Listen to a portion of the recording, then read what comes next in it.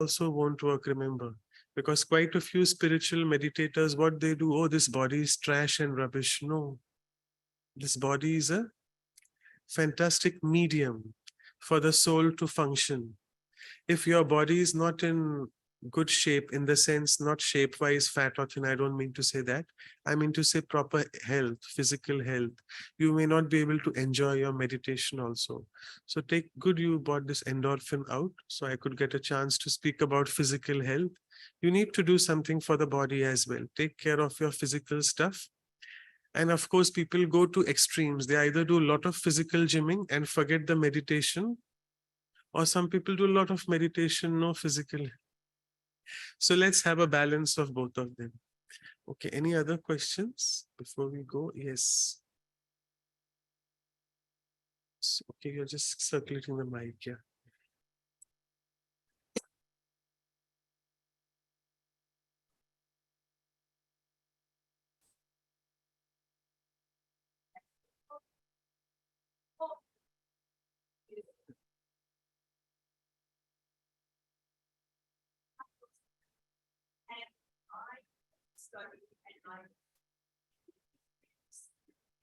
Explain why that was that a large discussion pharma, etc., or savings as a scientist more than spiritual.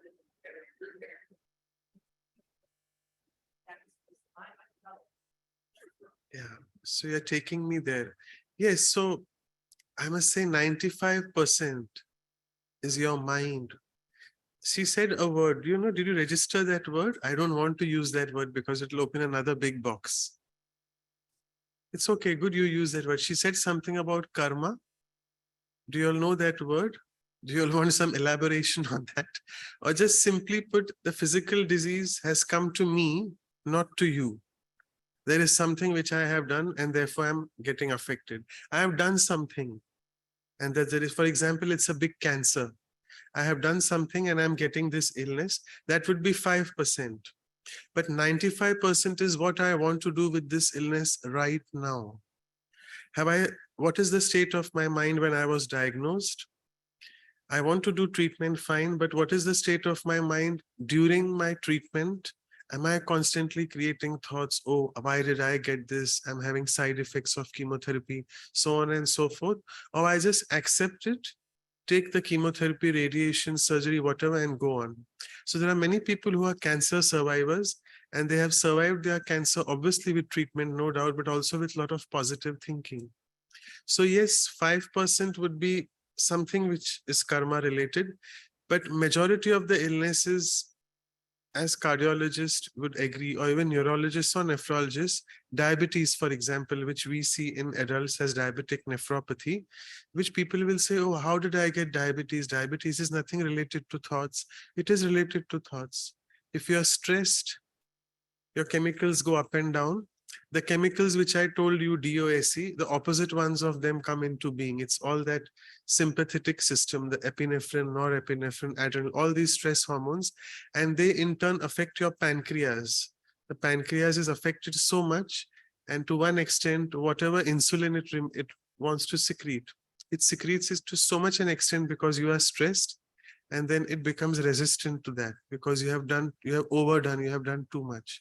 So all these, what we call lifestyle related diseases, are related to psychosomatic illnesses. And fine, I am destined to get diabetes, but I can really 95% take care of that by my thought process, which doesn't mean stop the medication.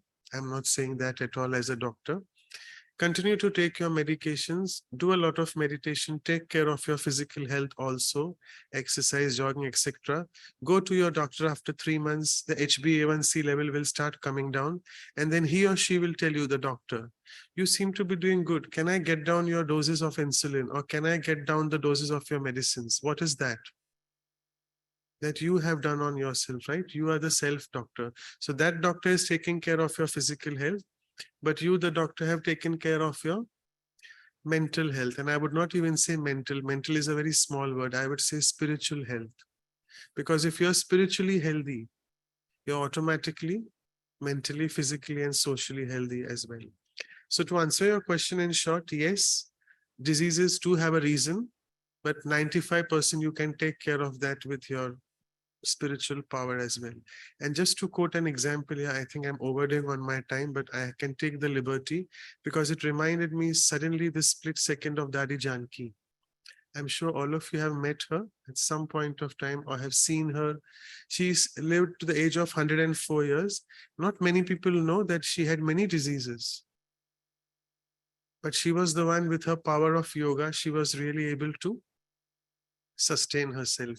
And many times she used to go in and out of ICUs. The doctors used to say, Daddy, you can't travel tomorrow because you're having a big problem. She had a big problem with this gastritis, a lot of tummy aches, and also her lungs had problem, heart problems, blood pressure, all the problems in the world she had.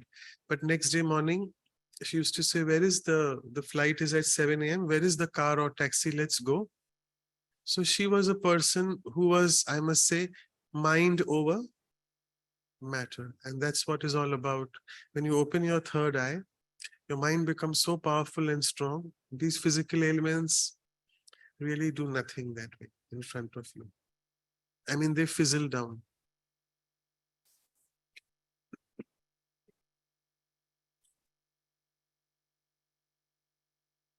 Right. So, you know, on the market now, there are medicines for just about everything. And then we developed an addiction to these medicines. So what is your feeling about that we're basically, not only are we victims of disease, but we have addiction. And we're addicted to medicines, psychotropic medicines for anxiety, for depression, for fear, for panic attacks. There's a medication just about for everything. So what would be your feeling concerning addiction and the self to attachment, the attachment to medications for easy comfort, to basically not face our illness? I mean, we do everything not to face it instead of facing it. Right. So it's again a very beautiful question, but it has an elaborate answer. When we look at mental health issues, you have to consult your psychiatrist because meditation is not the only answer for that. And as I was speaking about those four chemicals, dopamine, oxytocin, serotonin, and endorphins, there is some disturbance in the hormonal levels or we call them neurotransmitters as well, because they are there in the brain and do a lot of transmission inside. So if your levels are low, then you go into something called depression. So you need to take the medication, consult your mental health practitioner, because unless and until those chemicals are not to an appropriate level, you can't do meditation. So remember one thing, it's very wrong to prescribe meditation to a depressed person, because a depressed person won't be able to open his third eye. Why? Because he's not in a normal state of mind. If you are depressed, there is some big time problem in your chemicals in the brain. So for that, you need to do a quick fix, which means you have to take your medications. You mentioned about psychotropic medications. There are many psychotropic medications. To give you another example is people have mood problems, mood disturbances. They are either very elated or they are very, very depressed. So this is called manic depressive psychosis. So again, cutting the story short, you have to take these medications for mental health issues for a while. And again, once your state of mind is a bit receptive, then you can do a little bit of meditation. And even your psychiatrist will say, he assesses you on a scale. There is something called mental status examination, MSE, which the psychiatrist assesses on a regular basis. And then he'll tell you now that your levels are good, in the sense clinically, I can see that. Socializing wise, you're better, you're no more depressed, your symptoms are better. Now you can go and do a bit of meditation. And then when you do meditation in that state of mind where your hormones or chemicals are balanced, then it will work. So I don't think this is addiction. This is just a treatment for your disorder, mental health disorder. When I speak of addiction, is youngsters or adolescents who are just taking it for a, just for the sake of taking it or just for excitement. So if you're having a mental health problem, we tell all our Raj Yoga centers in India as well. I think here also it is saying, Dallas also same question came, that never teach meditation to a depressed person. You can make out a person is depressed, can't you? You can. Well, let's not go there again. But if you feel the person's state of mind is not good, please don't sit with him and start teaching him about the soul and supreme soul. No, the person won't be able to understand. Ask them to get a letter from the mental health practitioner. What is the diagnosis? What medication he or she is on? And is he fit for meditation?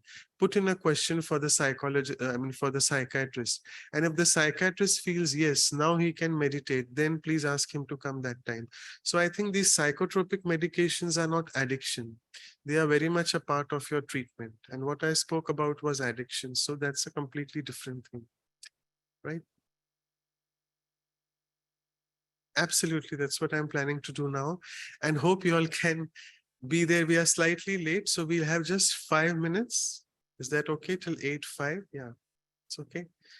Yeah, so let's now try to just summate all that, and we'll just sit back. Don't try to think of what we have spoken now, okay? Because it's too many things we have spoken. So just withdraw from all that. Take a few deep breaths in and out.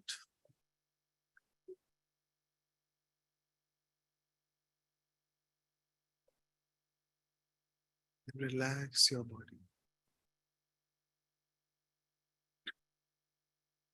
Relax. As you relax your body, the mind starts feeling stable and calm.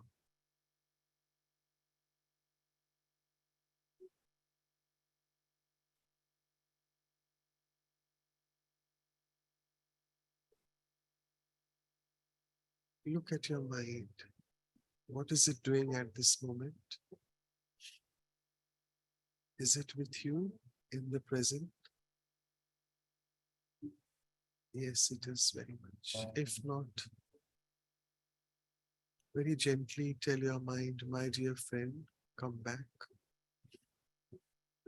Let me concentrate for a while. And you'll see it's coming back.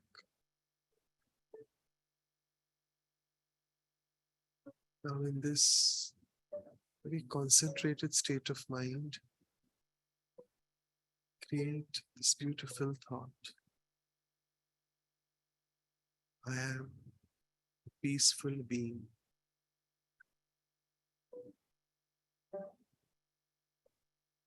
Peace is my original nature.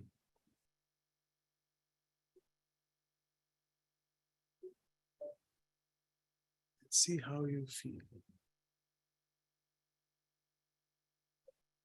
Because that's your third eye which has started opening.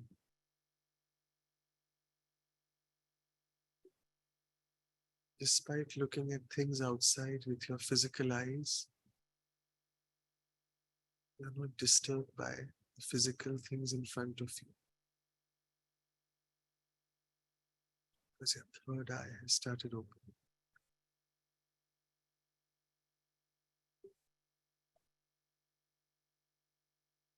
Experience the peace which you have created.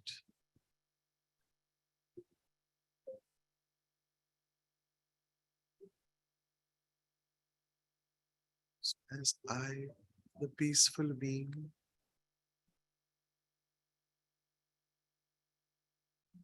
am on this spiritual journey, this beautiful journey of me, the soul.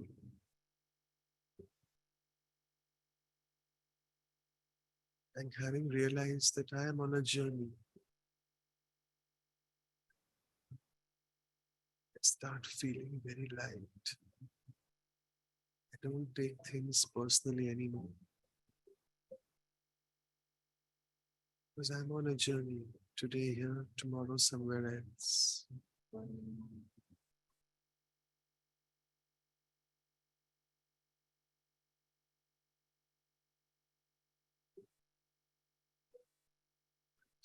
Peaceful being. Let's take the second step.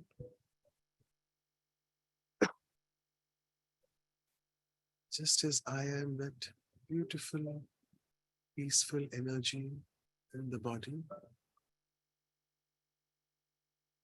there's another energy much more powerful and unlimited and abundant. The Supreme Being, the Divine Being, the higher consciousness, whatever you want to call it.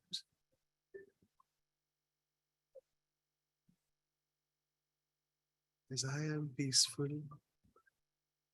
that one is the ocean of peace. The moment I connect to that ocean, the depth of my experience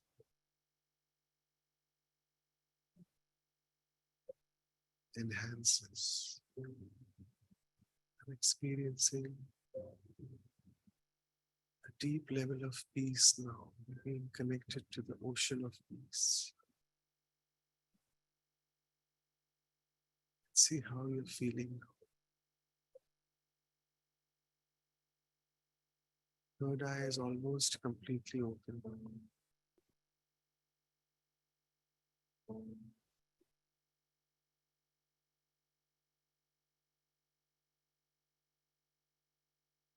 Take the third final step. I, the peaceful being, connected to the ocean of peace, am ready to serve through my powerful mind now, which means visualize all the souls in the world, particularly the ones who are in sorrow and grief. Whatever the reason may be, war, pandemic, climate change, inflation. Let me send vibrations of peace and happiness to them. I, the instrument of the Divine Being, having connected myself to the ocean of peace, radiating peace to all of them.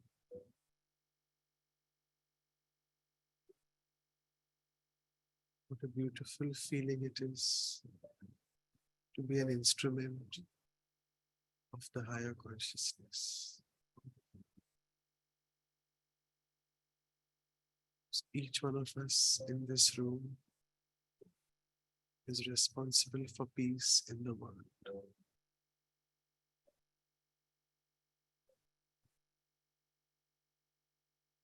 And what a wonderful responsibility it is to take on for future.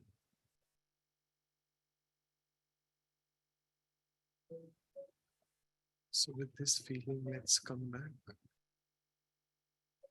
Open your eyes, take a deep breath. But holding on to this thought of peace, which we have consciously created. And I hope the third eye is opened. Thank you. Om Shanti.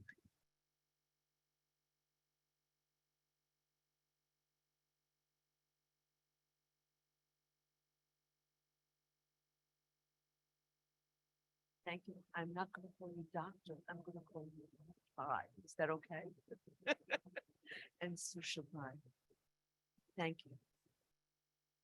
Was that, I have to tell you when I was meditating, what it made me feel like. When I was a young child, I used to love to go to amusement park. I felt like I was in an amusement park with you. It was so much fun listening to you, the enjoyment that you gave me. And I hope you felt the same way. It was fun.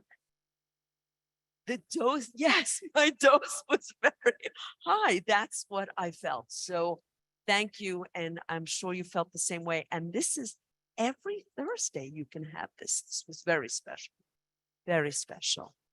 But every Thursday. So I have a few announcements. We will be back on Thursday next week.